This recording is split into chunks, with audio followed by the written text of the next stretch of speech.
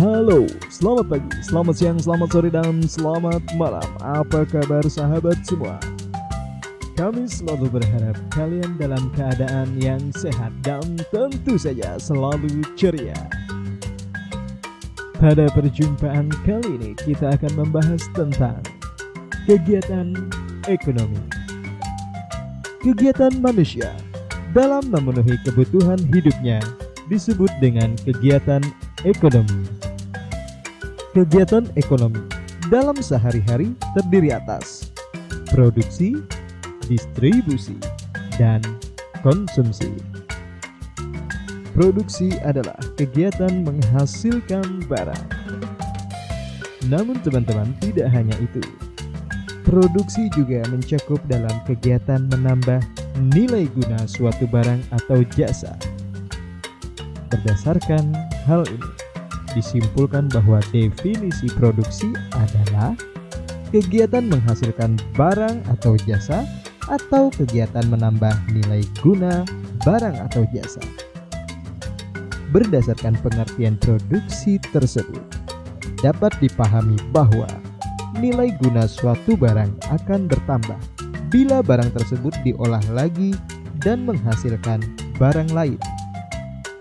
Setiap barang memiliki nilai guna yang berbeda-beda. Perbedaan nilai guna tersebut dapat dilihat dari A.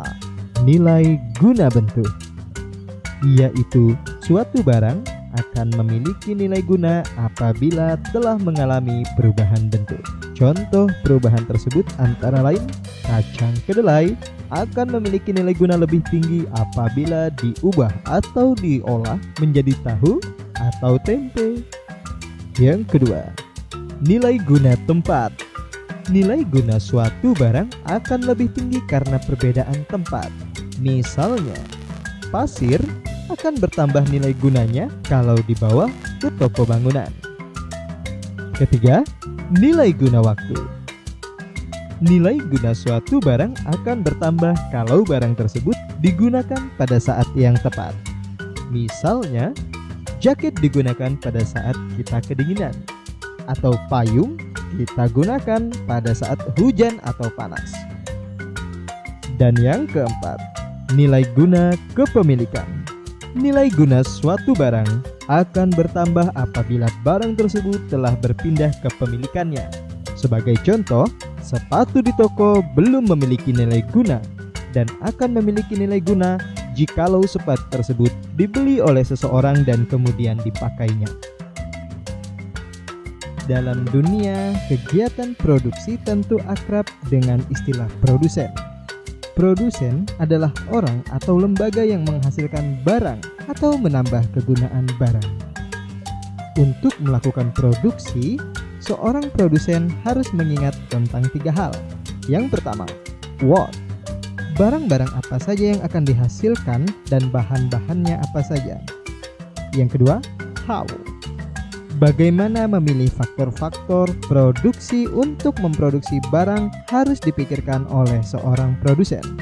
Karena ini menyangkut tenaga kerja, modal dan bahan baku dengan tujuan memproduksi barang atau jasa yang berkualitas dan tentu saja dengan harga jual yang murah.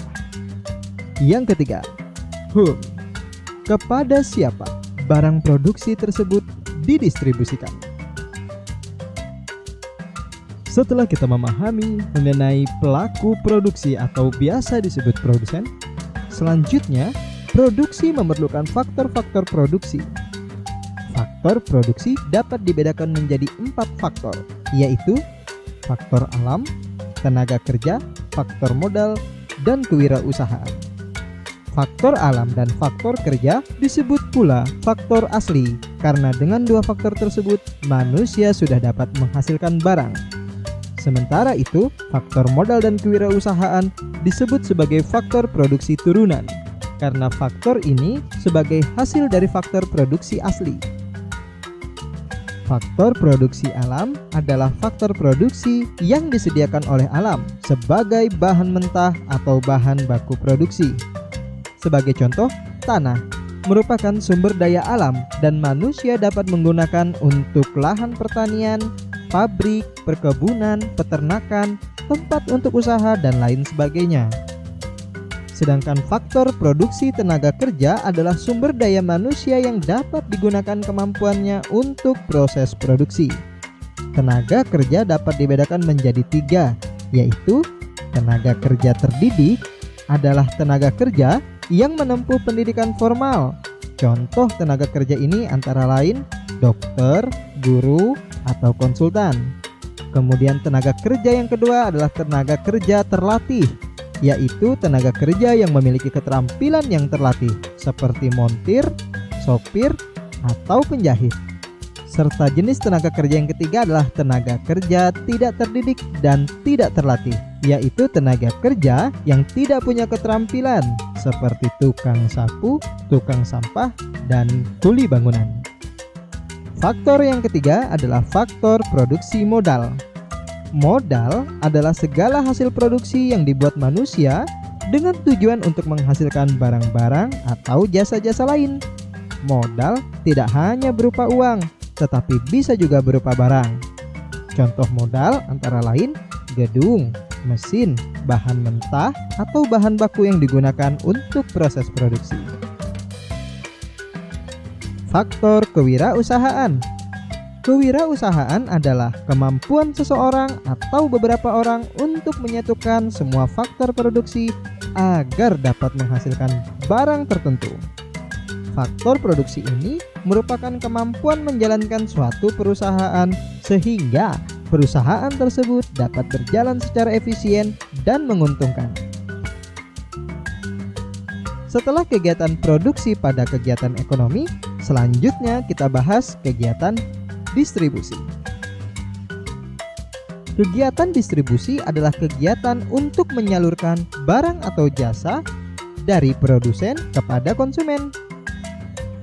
Kegiatan distribusi bisa dilakukan oleh perorangan atau lembaga distribusi. Lembaga atau perorangan yang melakukan distribusi itu disebut dengan istilah distributor. Adapun tujuan dari distribusi antara lain sebagai berikut. Yang pertama, menyalurkan barang dari produsen kepada konsumen. Kedua, agar hasil produksi lebih berguna bagi masyarakat. Ketiga, kebutuhan masyarakat akan barang atau jasa terpenuhi. Serta yang keempat, agar kontinuitas produksi terjamin. Untuk mencapai tujuan distribusi, ada beberapa cara yang dilakukan agar barang sampai kepada konsumen. Cara tersebut antara lain: A. Distribusi langsung adalah distribusi barang atau jasa tanpa melalui perantara, sehingga penyaluran langsung dari produsen kepada konsumen. Sebagai contoh, pedagang sate langsung menjual barang kepada konsumen. B. Distribusi semi langsung adalah sistem distribusi dari produsen kepada konsumen melalui pedagang perantara yang merupakan bagian dari produsen. Sebagai contoh, pabrik tekstil menyalurkan kainnya melalui penyalur khusus. Dan yang C, distribusi tidak langsung, merupakan sistem distribusi dari produsen kepada konsumen melalui agen, grosir, pedagang kecil yang bertindak sebagai pedagang perantara. Kegiatan konsumsi.